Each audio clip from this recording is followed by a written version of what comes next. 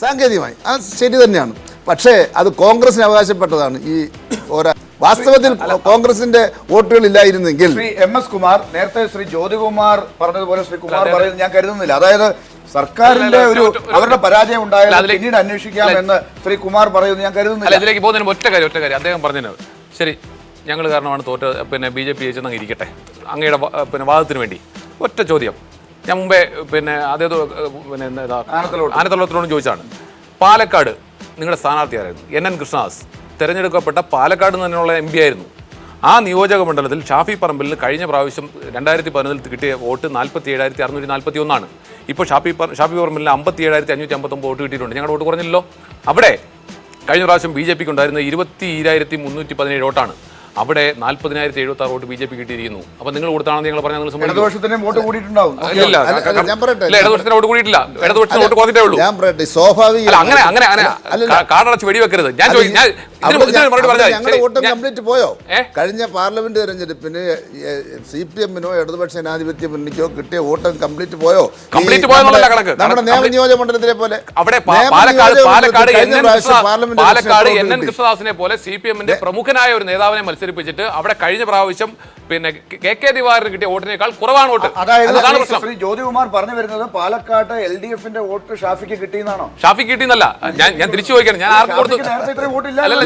ഷാഫി മാത്രമല്ല, BJPക്ക് അത്ര വോട്ടില്ല. അപ്പൊ BJP കൊടുത്തോ? അല്ല, ഞാൻ പറഞ്ഞതല്ല. ഞാൻ അങ്ങനെ തെറ്റിദ്ധരിപ്പിക്കുന്ന രീതിയിലേക്ക് കാര്യങ്ങൾ പോകുന്നത്. ചാത്തന്നൂർ കഥ പറയാം. ഞാൻ KPC ജനറൽ സെക്രട്ടറിയേക്കാൾ 2 ടൈം MP ആയിരുന്ന NN കൃഷ്ണദാസാണ് പാലക്കാട് മത്സരിച്ചത്. കഴിഞ്ഞ പ്രാവശ്യം കിട്ടിയ KK ദിവാകരന് കിട്ടിയ വോട്ടിനേക്കാൾ കുറവാണ് NN കൃഷ്ണദാസ്.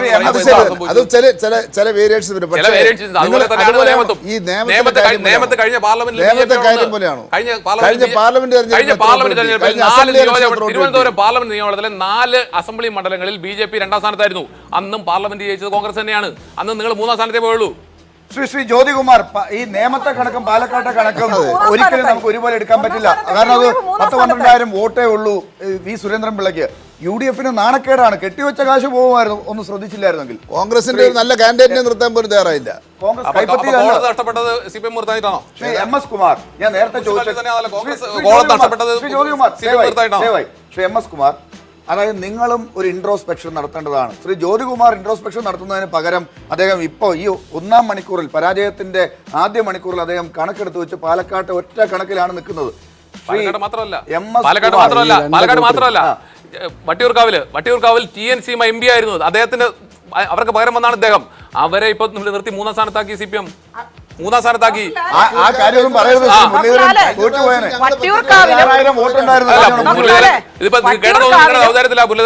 അല്ല, വട്ടിയൂർക്കാവിലും പാലക്കാടിലും ഒക്കെ വന്ന് വേരിയേഷൻ എന്ന് പറഞ്ഞ ഒരു 2000 വോട്ടിന്റെ വേരിയേഷനാ. അല്ലാതെ ഇവിടെ സംഭവിച്ചതുപോലെ 20,000 വോട്ടിന്റെ വേരിയേഷൻ ഒന്നും വന്നിട്ടില്ല. പിന്നെ ചാത്തന്നൂർ സംഭവിച്ചതുപോലെ പറഞ്ഞിട്ടില്ല.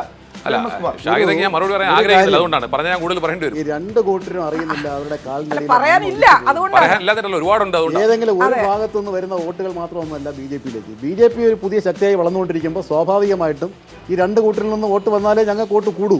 അല്ല, ഞങ്ങൾക്ക് വരുമ്പോഴേ കുറെ വോട്ടും കൂടെ പോകറ്റിട്ടുണ്ട് വരാൻ പറ്റുമോ? ഇത്രയും കാലം UDF-ലും LDF-ന്റെ പിന്നിലും അണിനിരന്ന് നിന്ന വലിയൊരു ജനസമൂഹം അവരെ ഉപേക്ഷിച്ച് BJP-യിലേക്ക് വന്നുകൊണ്ടിരിക്കുന്നു. അദ്ദേഹത്തിന്റെ ഞങ്ങൾക്ക് അത് കിട്ടാത്തതിലുള്ള അദ്ദേഹത്തിന്റെ വിഷമം ഞാനും പങ്കുവയ്ക്കുന്നു. അദ്ദേഹത്തോട് എനിക്ക് അതിൽ നന്ദിയുണ്ട്. ഏതെല്ലാം പാഠമുണ്ടോ അതെല്ലാം ഉൾക്കൊള്ളാൻ ഞങ്ങൾ തയ്യാറാണ്. നരേന്ദ്രമോദി സർക്കാരും മറ്റ് BJP സർക്കാരുകളൊക്കെ ഭരിച്ചതൊക്കെ ജനങ്ങൾ കാണുന്നുണ്ട്. ഈ തെരഞ്ഞെടുപ്പിന് മുമ്പുള്ള കാലഘട്ടങ്ങളിൽ ഇവിടെ BJP-ക്കാർ ആ ഭരണം കൊണ്ട് കാണിച്ച കാര്യങ്ങൾ അതൊക്കെ കാണുന്നുണ്ട്, അറിയുന്നുണ്ട്. പശ്ചിമ ബംഗാളിലും ആസാമിലും കേരളത്തോടൊപ്പം തെരഞ്ഞെടുപ്പ് നടന്നു. ആസാമിൽ BJP-ക്ക് പരിപൂർണമായ ഭൂരിപക്ഷത്തോടെ അധികാരത്തിൽ വരാൻ സാധിച്ചു. 37 വർഷം ഇവർ ഭരിച്ച പശ്ചിമ ബംഗാളിൽ അവരുടെ സ്ഥിതി എന്താണെന്ന് കൂടെ സോപ്രസാദ് പറയണം. അതുകൊണ്ട് ഇന്ത്യയിലെ ജനങ്ങൾ മറ്റ് സംസ്ഥാനങ്ങളിലുള്ളവർ ഭരണമൊക്കെ കാണുന്നുണ്ട്. ആരുടെ ഭരണമാണ് നല്ലത്, ആരെയാണ് മൂലക്കിരുത്തേണ്ടത്, ആരെയാണ് അധികാരത്തിലേക്ക് BJP-യുടെ അവസ്ഥ എന്താണ്? വരട്ടെ, ഞങ്ങളവിടെ ഭരിച്ചാലല്ലോ. ഞങ്ങൾ കേരളത്തെ പോലെയാണ് BJP-യുടെ. ബംഗാള് ഒരു കാര്യം, ഇന്ത്യ എന്ന് പറയുന്ന മഹാരാജ്യത്ത് BJP-യോടൊപ്പം അങ്ങനെയൊന്നും തർക്കിക്കാനോ പകരം വയ്ക്കാനോ ഒന്നും CPM ആയിട്ടില്ല. ഏതാണ്ട് ഒരേ കാലഘട്ടത്തിലാണ് ഇന്ത്യ രാജ്യത്ത് പ്രവർത്തനം ആരംഭിച്ചതെങ്കിലും ഞാൻ പറയാം, ഇന്ത്യ രാജ്യത്ത് BJP-യോട് തർക്കിക്കാൻ CPM ആയിട്ടില്ല. ഞാൻ പറഞ്ഞ വാക്കേ പറയാം. പകരം വയ്ക്കാൻ ഞാൻ തർക്കിക്കാനൊന്നും ഞാൻ പറഞ്ഞില്ല. ഒരു കാര്യം BJPക്ക് ഇന്ത്യയിൽ CPM-നേക്കാൾ കൂടുതൽ സംസ്ഥാനങ്ങളിൽ അവർക്ക് കുറച്ചുകൂടി ആളുകളുണ്ട്, ഭരണത്തിലുണ്ട്. അതെല്ലാം നമ്മൾ അംഗീകരിക്കുന്നതിന് കുഴപ്പമൊന്നുമില്ല. പക്ഷേ ആളുകളുടെ എണ്ണം നോക്കിയിട്ടല്ലല്ലോ, ഓരോ പാർട്ടി ഉയർത്തുന്ന നയങ്ങൾ നോക്കിയിട്ടാണ് ആളുടെ കൂടെ വയ്ക്കുന്നത്. അപ്പോൾ അതുകൊണ്ട് ഇടതുപക്ഷ പ്രസ്ഥാനങ്ങൾക്ക് ഇന്ത്യയിൽ ഈ പറഞ്ഞതുപോലെ താൽക്കാലികമായിട്ട് ഇപ്പോൾ ബംഗാളിൽ ഒരു തിരിച്ചടി ഉണ്ടായെന്ന് വിചാരിച്ചിട്ട് ഇടതുപക്ഷ ആശയങ്ങൾക്കും അവർ ഉയർത്തിപ്പിടിക്കുന്ന എല്ലാ കാര്യങ്ങൾക്കും ഇന്ത്യയിൽ ഇപ്പോഴും നല്ല സ്കോപ്പ് ഉണ്ടെന്ന് തന്നെയാണ് ഞങ്ങൾ വിശ്വസിക്കുന്നത്. എന്താശയം ഒരു സെക്കൻഡ്, എന്താശയം സോമപ്രസാദ്? ബംഗാളിൽ നിങ്ങൾക്ക് പിടിച്ചിരിക്കാൻ സാധിച്ചത് എന്തുകൊണ്ടാണ്? ഇത്രയും കാലം നിങ്ങൾ ബൂർഷോ പാർട്ടി എന്ന് പറഞ്ഞ് അകറ്റി നിർത്തിയിരുന്ന കോൺഗ്രസിന്റെ പിന്നാലെ കൂടിയല്ലേ ഈ നാണം കെട്ട സീറ്റുകൾ നിങ്ങൾ നേടിയത്? ഇത്രയും കാലം ഒറ്റയ്ക്ക് ഭരിച്ച ബംഗാളിൽ നിങ്ങൾക്ക് ഒറ്റയ്ക്ക് നിൽക്കാനുള്ള ധൈര്യം പോലും ഉണ്ടായില്ലല്ലോ. എന്താ അത് ചെയ്യാത്തത്? ആദർശം എവിടെ പോയി? അത് മുന്നണി രാഷ്ട്രീയത്തില് എന്ത് പറ്റിയില്ല? BJPക്കും അവിടെ പറ്റിയില്ലല്ലോ. ഞാൻ CPM-ന്റെ കാര്യം പറയുമ്പോൾ നിങ്ങൾ BJP 37 വർഷം ബംഗാൾ ഭരിച്ച പാർട്ടിയാണ് CPM. ഞാൻ സോറി, ഞാൻ ഓർത്തില്ല. 35 വർഷക്കാലമായി അവിടെ ഭരിച്ചത് CPM-ന് അതിന്റെ 2 തെരഞ്ഞെടുപ്പിൽ പരാജയപ്പെട്ടു. ആ പരാജയം ഞങ്ങൾ ഏറ്റുവാങ്ങിക്കൊണ്ട് തന്നെയാണല്ലോ പറഞ്ഞത്. താൽക്കാലികമായിട്ട് അത് 10-30 വർഷം ഭരിച്ച ഒരു പാർട്ടിക്ക് നിങ്ങൾ ഉണ്ടാവുന്ന ഒരു കാര്യമാണല്ലോ. നമുക്ക് അതിനേക്കാൾ വലിയ പരാജയമല്ലേ കോൺഗ്രസ് ഇന്ത്യയിൽ എത്ര വർഷക്കാലമായി ഭരിച്ചുകൊണ്ടിരുന്നതാണ്. നാളെ BJPക്ക് 31% വോട്ടിന്റെ പിൻബലത്തിലാണല്ലോ താങ്കളുടെ പാർട്ടി അഖിലേന്ത്യാ അടിസ്ഥാനത്തിൽ നമുക്ക് തുടർന്ന് വരുന്ന നാളുകളിൽ തുടർച്ചയായ ഭരണം കിട്ടുമോ ഇല്ലയോ എന്നുള്ളത് 51% വോട്ട് വാങ്ങി ആരും അധികാരത്തിൽ വന്നിട്ടില്ല സോമപ്രസാദെ. പക്ഷേ നിങ്ങൾ ഒരു 10 വർഷമെങ്കിലും തുടർച്ചയായിട്ട് ഒരു സംസ്ഥാനം ഭരിക്കുന്നത് ഗുജറാത്താണ്, അല്ലെങ്കിൽ 15 വർഷം ആയിട്ടുണ്ട്. അതൊരു 30 വർഷം ആകുമ്പോൾ പറയാം, അന്ന് ചർച്ച ചെയ്യാം. ഇപ്പോഴേ ചർച്ച ചെയ്യണം. അല്ല, ഇപ്പം ശരിക്കും ഇന്ത്യയിൽ പ്രതിപക്ഷത്തിരിക്കാൻ ഒരു പ്രതിപക്ഷ നേതാവ് ഇല്ലാത്ത അതേ അവസ്ഥയാണ് കേരളത്തിൽ ഇപ്പൊ കോൺഗ്രസിന് സംഭവിച്ചിരിക്കുന്നത്. പ്രതിപക്ഷ നേതാവ് സ്ഥാനത്തിരിക്കാൻ പോലും ആളില്ലാത്ത അവസ്ഥയിലാണ്. ശ്രീ ഉഴവൂർ വിജയൻ, അതൊരു വളരെ പ്രധാനപ്പെട്ട പോയിന്റാണ്. പ്രതിപക്ഷ നേതാവായി ഉമ്മൻചാണ്ടി ഉണ്ടാകില്ല എന്നാണ് ഇപ്പോൾ വരുന്ന വാർത്തകൾ. ഈ വാർത്തയൊക്കെ എവിടുന്ന് കിട്ടുന്നു എന്നാണ് ശ്രീ ജ്യോതികുമാർ ചോദിക്കുന്നത്. അത് ഉമ്മൻചാണ്ടി തന്ത്രശാലി ആയതുകൊണ്ടാണ്. തന്ത്രം, മന്ത്രം, കുതന്ത്രം ഇതെല്ലാം അറിയാവുന്ന ആളാണ് ഉമ്മൻചാണ്ടി. അപ്പോൾ ഇപ്പോൾ ഐ ഗ്രൂപ്പിനാണ് കൂടുതൽ MLA-മാർ വന്നിരിക്കുന്നതെന്നാണ് ഒടുവിൽ കിട്ടിയ വാർത്ത. അപ്പോൾ അങ്ങനെ വരുമ്പോൾ പുള്ളി അവിടെയും കൂടെ ഫൈറ്റ് ചെയ്ത് ഇനി പരാജയപ്പെട്ട ഒരു അധോഗതിയിൽ വരണ്ട എന്ന് കരുതി ബുദ്ധിപൂർവ്വമുള്ള ഒരു പിന്മാറ്റമായിരിക്കും നടത്തിയിട്ടുള്ളത് എന്നാണ് എനിക്ക് തോന്നുന്നത്. ഇനിയിപ്പോൾ ഏത് സ്ഥാനത്തിരുന്നിട്ടും കാര്യമില്ലല്ലോ. ഏതായാലും ഇനിയിപ്പോൾ മുകളിൽ നിന്ന് എന്ത് ചെയ്യുമെന്ന് പറയാൻ പറ്റിയല്ല. ഉമ്മൻചാണ്ടിയാണല്ലോ ഇതിൽ സുധീരനെയൊക്കെ അടിച്ച് നിരപ്പാക്കി ഈ നിലയിൽ കാര്യങ്ങൾ ചെയ്തു. അതുകൊണ്ട് മിക്കവാറും അതിനൊരു ചോദ്യമൊക്കെ വരും. ഉമ്മൻചാണ്ടിയുടെ കാര്യം പോക്കാണെന്നാണ് എനിക്ക് തോന്നുന്നത്. എനിക്ക് സങ്കടമുണ്ട്. ഞങ്ങൾ ഒരു നാട്ടുകാരാണ്. അദ്ദേഹത്തിന് ഇങ്ങനെ ഒരു ഗതി വന്നതിൽ ഒരു വലിയ മനപ്രയാസമുണ്ട്. ഇത്രയും നാളും ഇങ്ങനെ 10-20 വണ്ടിയൊക്കെ ആയിട്ട് ഇങ്ങനെ കറങ്ങി സ്പീഡ് പ്രോഗ്രാം എന്നൊക്കെ പറഞ്ഞ് ഇനി സ്പീഡിൽ ഡൽഹിയിലേക്ക് തന്നെ പോകേണ്ട സ്ഥിതിയാണ്. പോകാൻ പറ്റത്തില്ല, അവിടെയും രക്ഷയില്ല. അങ്ങനെ ഇതാണ് ഞാൻ പറഞ്ഞല്ലോ.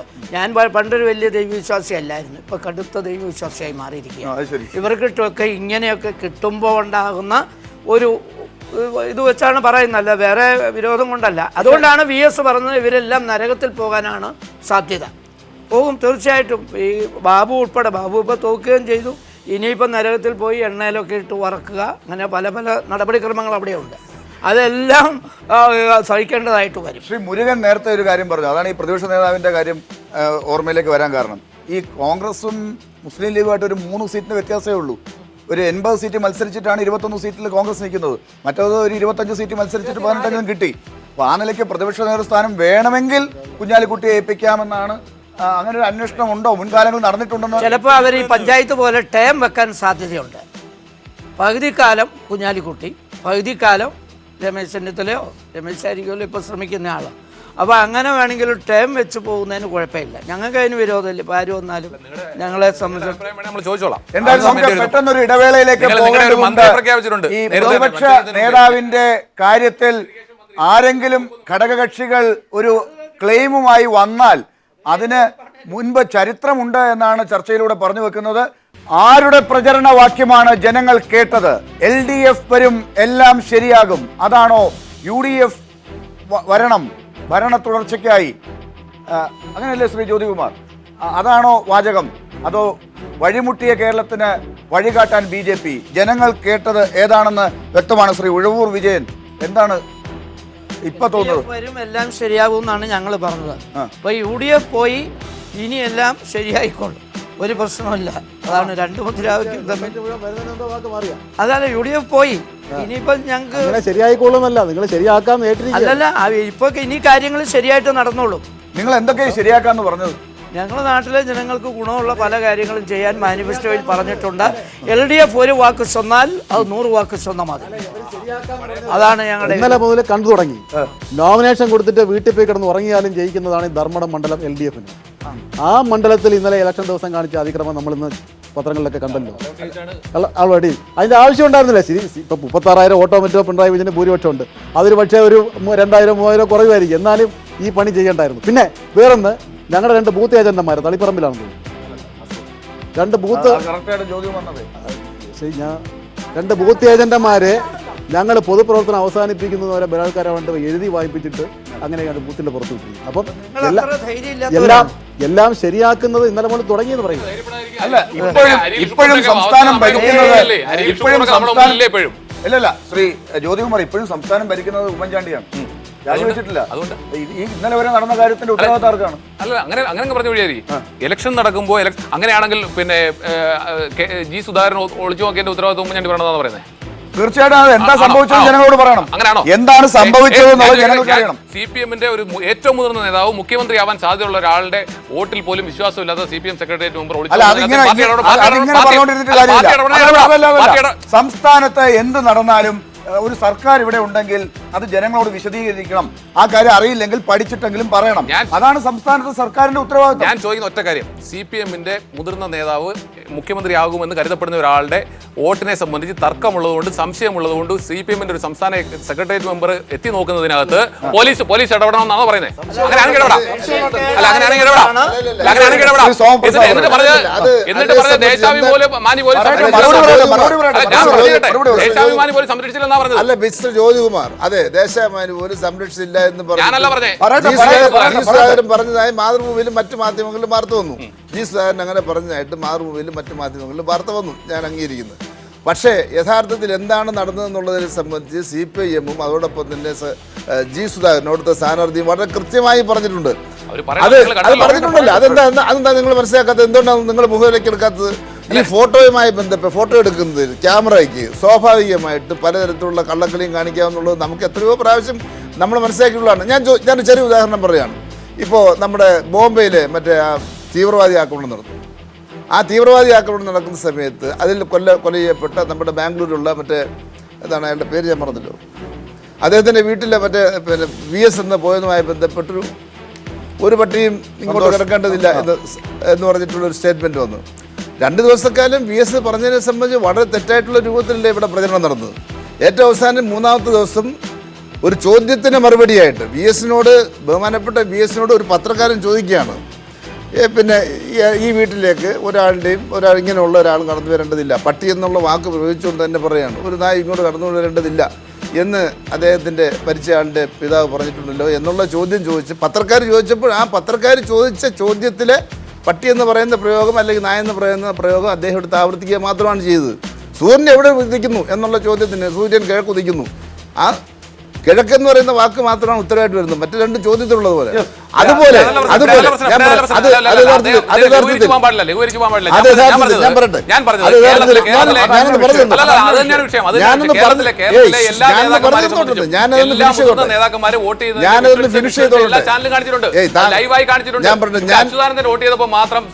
സംസ്ഥാന സെക്രട്ടേറിയറ്റ് മെമ്പർ ഒളിഞ്ഞു നോക്കുന്നതിനാണ് വിശ്വാസമില്ല. ഞാനൊന്ന് പറഞ്ഞു തന്നോട്ടെ. സ്വാഭാവികമായിട്ടും ഇതിനെ സംബന്ധിച്ച് ആ ഒരു നിമിഷത്തിൽ പിന്നെ TV എടുത്ത് അല്ലെങ്കിൽ അവിടെ ഷൂട്ട് ചെയ്ത കാര്യം മാത്രമല്ല, അതിന് 5 മിനിറ്റ് മുമ്പ് തൊട്ട് തുടങ്ങി എന്താണ് അവിടെ നടന്നതെന്നുള്ളതിനെ സംബന്ധിച്ച് എല്ലാം ഷൂട്ട് ചെയ്തിട്ടുണ്ടല്ലോ. അപ്പൊ അതിനെ സംബന്ധിച്ച് അദ്ദേഹം മറുപടിയും പറഞ്ഞു. ഇനി യഥാർത്ഥത്തിൽ എന്താണ് നടന്നതെന്നുള്ളത് ഈ ദൃശ്യങ്ങളെല്ലാം നോക്കി നമുക്ക് പഠിച്ചു പറയാനും കാര്യങ്ങൾ മനസ്സിലാക്കിക്കാനുള്ള ഉത്തരവാദിത്വം ഗവൺമെന്റിനുണ്ടെന്നാണ് ഞാൻ പറഞ്ഞത്. വോട്ട് ചെയ്ത് ഒളിഞ്ഞു നോക്കിയത് പോട്ടെ. ഒരു കാര്യം ആ വിഷയമെല്ലാം കണ്ടാൽ മനസ്സിലാവും. ശ്രീ അച്യുതാനന്ദൻ വന്നിറങ്ങി സുധാകരൻ അടുത്ത് ചെല്ലുന്നു. അദ്ദേഹം ഇങ്ങനെ ഒരു നേതാവാണ് എൻ്റെ അടുത്ത് നിൽക്കുന്നതെന്നോ സ്ഥാനാർത്ഥിയാണെന്നോ കണ്ട ഭാവം കാണിച്ചില്ല. ഒരു പരിചയവും കാണിക്കാതെ അദ്ദേഹം ചെന്നു വോട്ട് രേഖപ്പെടുത്തി. ശ്രീ ജി സുധാകരൻ പിന്നാലെ പോകുന്നു. ഇത് ഇന്ന് CPM-നകത്ത് നിലനിൽക്കുന്ന നേതാക്കൾ തമ്മിലുള്ള ആത്മബന്ധത്തെ കാണിക്കുന്നതാണ്. അല്ല, ഇതാണോ ഇനി വരുന്ന നേതാവായിട്ടുള്ള ശ്രീ കുമാർ താങ്കൾ താങ്കൾക്ക് അങ്ങനെയല്ല പറയാൻ പറ്റൂ. ഞാൻ അതിരിക്കട്ടെ, കണ്ട കാര്യം വിഷയം അതല്ലല്ലോ, പറഞ്ഞതാണ് പ്രസാദ്. വിഷയം അതല്ലല്ലോ.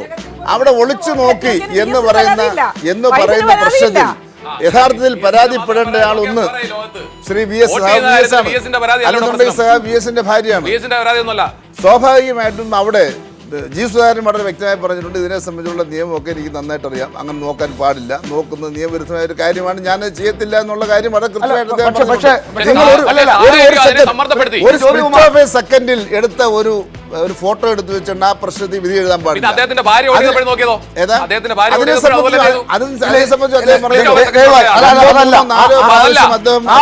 നമ്മുടെ ചർച്ച അതല്ല. ഞാൻ ചോദിച്ചത് LDF വരും, എല്ലാം ശരിയാകും, അതുപോലെ 3 മുദ്രാവാക്യങ്ങൾ ഇവിടെ ഉണ്ടായിരുന്നു, ഏതാണ് ജനങ്ങൾ കേട്ടതെന്നാണ് ഞാൻ ചോദിച്ചത്.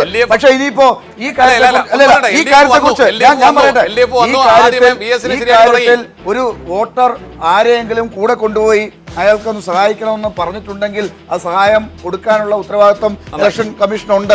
അവരത് സഹായം കൊടുക്കണം, കൂടെ ഒരാൾ നിർത്തി വോട്ട് ചെയ്യിക്കാനുള്ള സാഹചര്യം അതാണോ എന്നുള്ളത് എനിക്കറിയില്ല, അത് കണ്ടുപിടിക്കണം. എന്റെ ചോദ്യമല്ല, LDF വരും, എല്ലാം ശരിയാകും. നിങ്ങളുടെ ഒരു മുദ്രാവാക്യം ഉണ്ടായിരുന്നു, UDF വരണം, ഒരിക്കൽ കൂടി വരണം, തുടരണം ഈ ഭരണം, അല്ലേ? ഇത് ജനങ്ങൾ ഇപ്പൊ ഏതാ കേട്ടോന്ന് മനസ്സിലായി. ജനങ്ങൾ കേട്ടത് പിന്നെ LDF എല്ലാം ശരിയാക്കി തരുന്നു, ശരിയാക്കി തുടങ്ങി.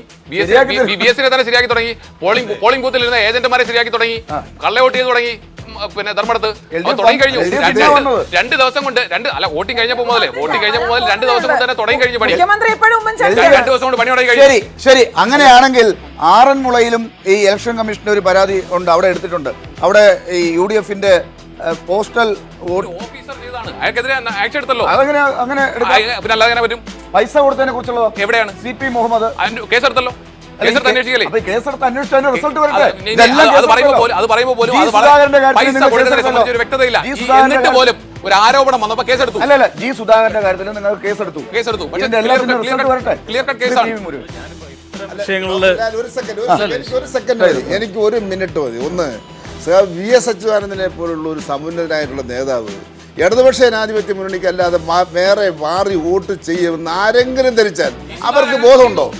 അവർ ആ സംശയം വെച്ചുകൊണ്ട് ജി സുധാകരൻ പോയി അദ്ദേഹത്തിന്റെ വോട്ട് പരിശോധിക്കാനായിട്ട് അവിടെ പോയി നിൽക്കുകയാണ് എന്ന് വിചാരിക്കുന്ന ഒരാൾ, ചിന്തിക്കുന്ന ഒരാൾ, സ്വബോധത്തോടു കൂടിയുള്ള ഒരാളാണ് ഇന്ന് ഈ ലോകത്തിൽ ഒരാളും മനസ്സിലാക്കുന്നത്. ജി സുധാകരൻ അങ്ങോട്ട് പോയി നോക്കിയല്ലോ സംസാരിക്കാൻ താല്പര്യമില്ല. കാരണം ഇതല്ല വിഷയം. നമ്മൾ നേരത്തെ പറഞ്ഞ പ്രചരണ വിഷയം എങ്ങനെ അയച്ചു നമ്മൾ ആളുകൾക്ക് കുറെ കഴിയുമ്പോൾ ആളുകൾക്ക് ബോറടിക്കും. യഥാർത്ഥത്തിൽ ഈ LDFന്റെ ഇത് ക്ലിക്ക് ചെയ്തു. നമ്മളിപ്പം കോൺഗ്രസിനെതിരായ വിധി എഴുത്താണെങ്കിൽ തന്നെ പ്രചരണം ഒരു വലിയ ഘടകമായിരുന്നു.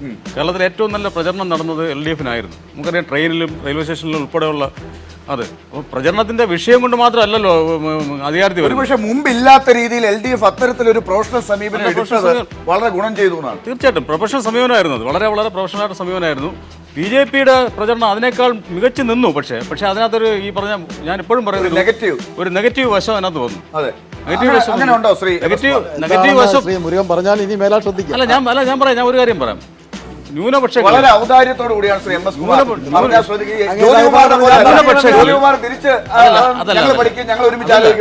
BJPയുടെ പ്രചരണം ന്യൂനപക്ഷങ്ങളിൽ ആശങ്ക ഉണർത്തി എന്നുള്ളത് വസ്തുതയാണ്. അത് കുമാർ സമ്മതിച്ച എന്തെങ്കിലും പ്രചരണത്തിൽ പറഞ്ഞ ഒരു ഘടകം പഠിക്കും. പ്രചരണത്തിനെതിരെ പറയണ്ട. പ്രചരണത്തിന്റെ സ്വഭാവം അഗ്രസീവ് സ്വഭാവം കാണുമ്പോൾ വാസ്തവമാണ്. ഉദാഹരണം ഒന്നും പറയണ്ട. ആ പ്രചരണത്തിന്റെ ഒരു സ്വഭാവം കാണും. ഉദാഹരണം ഞാൻ പറയാം. അതായത് ഇപ്പൊ കഴിഞ്ഞ ദിവസം ശ്രീ ജേക്കബ് ജോർജ് ആരോ ആണ് ഇവിടെ ചർച്ചയിൽ പറഞ്ഞു, ഈ BJPയുടെ സ്ഥിരം പ്രചരണം നടത്തുന്ന ആളുകളല്ല ഓരോ മണ്ഡലത്തിലും പോകുന്നതായി കണ്ടത്.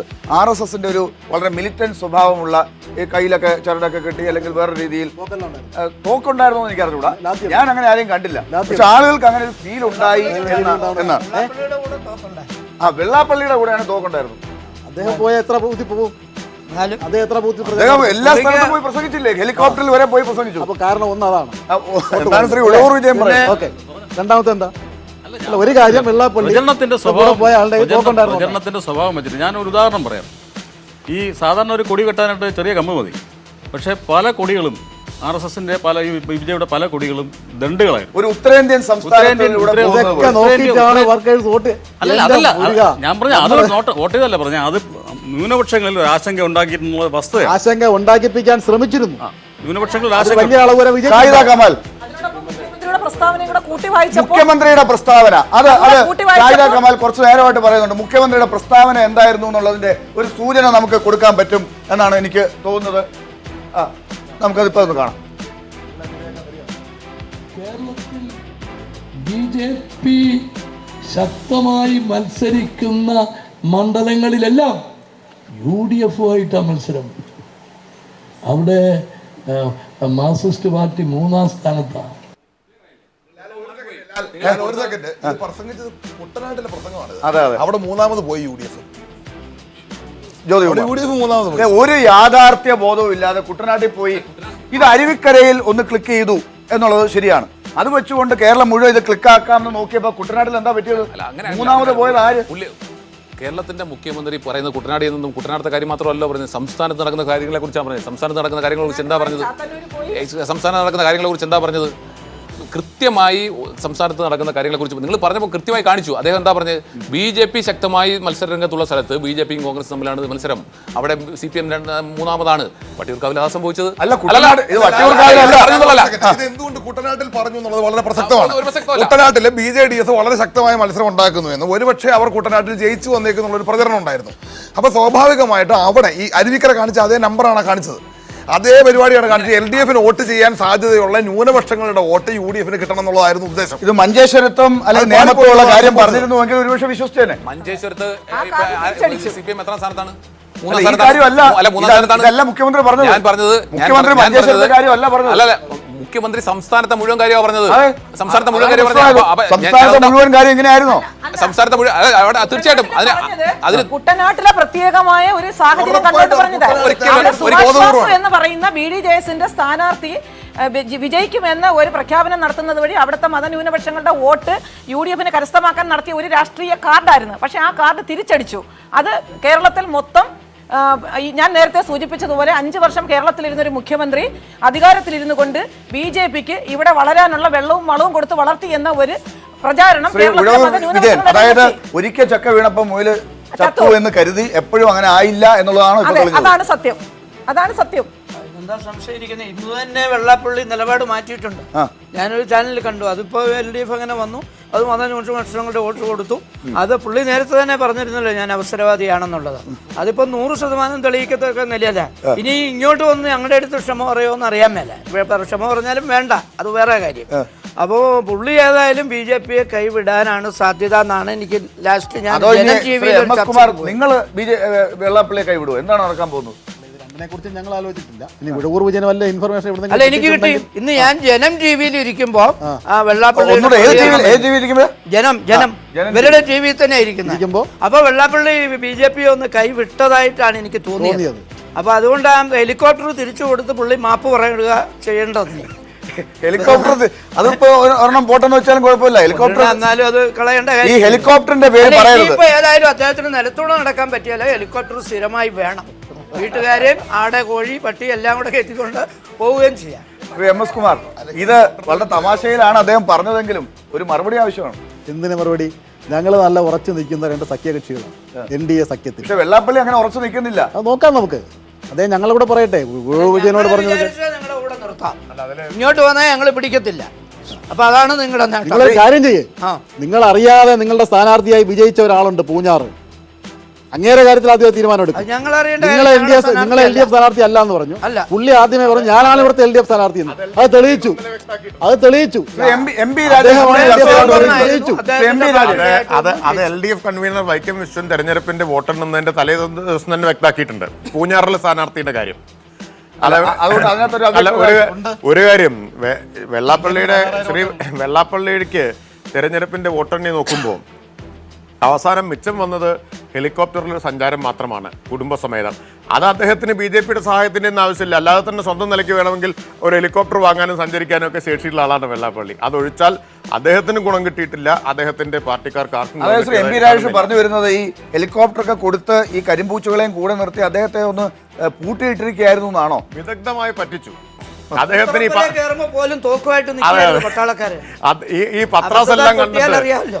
ഈ വേറെ കുറച്ച് പത്രാസിൽ വീഴുന്ന ഒരു പൊങ്ങച്ചക്കാരനാണെന്ന് വരുത്തി തീർത്തു BJP. അങ്ങനെയാണെന്ന് ഞാൻ പറയുന്നതല്ല, BJP അങ്ങനെ വരുത്തി തീർത്തു വെള്ളാപ്പള്ളിയെ പോലെ ഒരാളെ. ശ്രീ MS കുമാർ, എന്തായാലും നിങ്ങളെ സംബന്ധിച്ചിടത്തോളം ആ കാര്യത്തിൽ കേന്ദ്രത്തിലേക്ക് വല്ല പ്രൊമോഷൻ കിട്ടാൻ സാധ്യതയുണ്ടോ? ഇനിയിപ്പോ പ്രൊമോഷൻ സാധ്യത ഇല്ലല്ലോ ശ്രീ MS കുമാർ. ഒരുപക്ഷെ ശ്രീ MS കുമാറിന്റെ പാർട്ടി നേരത്തെ തന്നെ സംസ്ഥാന ഘടകം തീരുമാനിച്ചതാണ് അങ്ങനെ ഒരു സാഹചര്യം വരണം എന്ന്.